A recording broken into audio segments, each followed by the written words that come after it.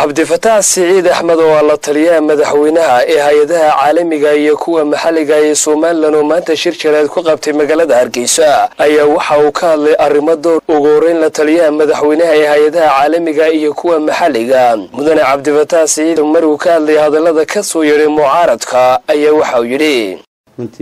عبد الرحمن عرو حكومة دي هراني وانوغا محا هايدا وحا جرتي إن لصاري وحا عدكسين وحا كلمية iyo ucid waati aan ka aamusnay sidii moogta codka ku qaateen majority ku qoray waxad maanta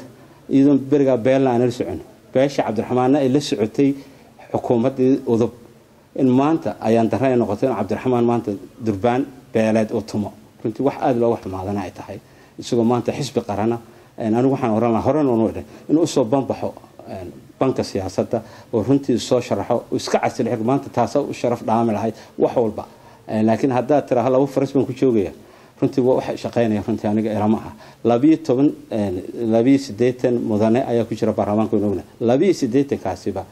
runtii maanta halkay kala gaarsiisay inaguna waxa gaarsiiyeen waa isaga haduu maamuli karo anigu ma filaynin kaasi maanta musharaxa inuu maamuli karayo qaran dhan iyo ummadan waxa weeye ingiriisku xiray charity begins at home wax walba waxa ka bilaabmaan gurigaaga hadda family-ga si fiican u dhisto guriga ugu xiga charity ku xijinaysa sidaas oo soconaysa laakiin baarlamaanka gudoomiyaha hadda maamul kar weeye xildhibaanadii waa ayaan daro maanta cid kale aad ku xaagato tira xukuumadda ama waxa ka dambeeya madaxweynaha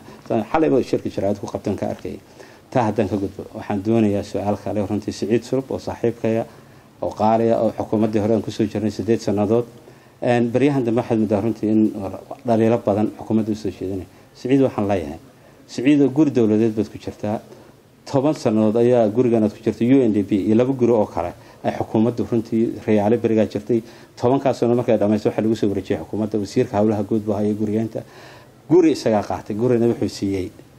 عول وها وسير كمالية جوري نبي حسيي فاضل مسعود إذا حكومة هركو شرتي مركز تاسم عنها دوحة كتسة ما فاهم كرنا in saddexda qof ba isku beerahayn waxa ka horeeyay guriyaha soo dalbada qayb ilaahay naxariistay oo soo dalbaday guriyahaas markay faaruqaan ee UNDP ka baxday in la siiyo qayb lama siin nuux oo maanta gudoomiyaha shaqaalaha nuux sheekh ganaal waxaatiga soo fogaa isaga rag soo dalbaday baa beriga Saciid Sulwaki uu diiday marka waxa ku tusaysaa taas Saciidow kelmadii hore u tirana rekoorka ku jirta media ku jirta ay ahayd riyaale wuxuu ku fadhiyaa dhablibax marka maantana waxa la Cabdiraxmaan halu gooynin sidoo kale waxa uu ka hadlay wafuudda kala duwan ee maalinta ka dambaysa dalka ku soo badanaya wafuud badan baa noo timid labadii bilood ugu dambeysay kii Swiss-ka wasiirkii waxa kale yimid Norwegian waxa yimid Swedish-ka European Union-ka 12 bishan ugu dambeeyay waxa yimid waftigii ka socday dalka Ethiopia oo aniga la hadlayaan si raacay runtii mir dhal weyn waxa intii xukuumadda Soomaaliland ay jirtay tii ugu badnayd wafdi yimaada wasiir dawladda ayana la soo diri jiray berigii hore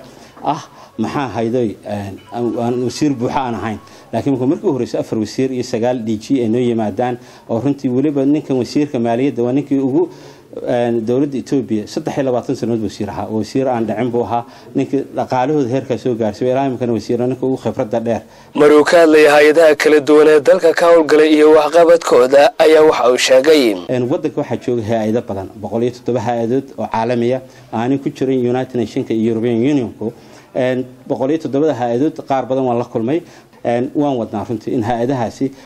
runtii ay xukuumad ahaan shuruucan u sameeyaan waxa jira National NGO Council waxa la yiraahdo taasan imka u dhiirigelinaya insha Allah inaan wada proposalkiisi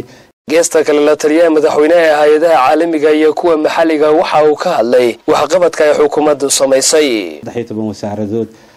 iskuulada baa laga dhigay free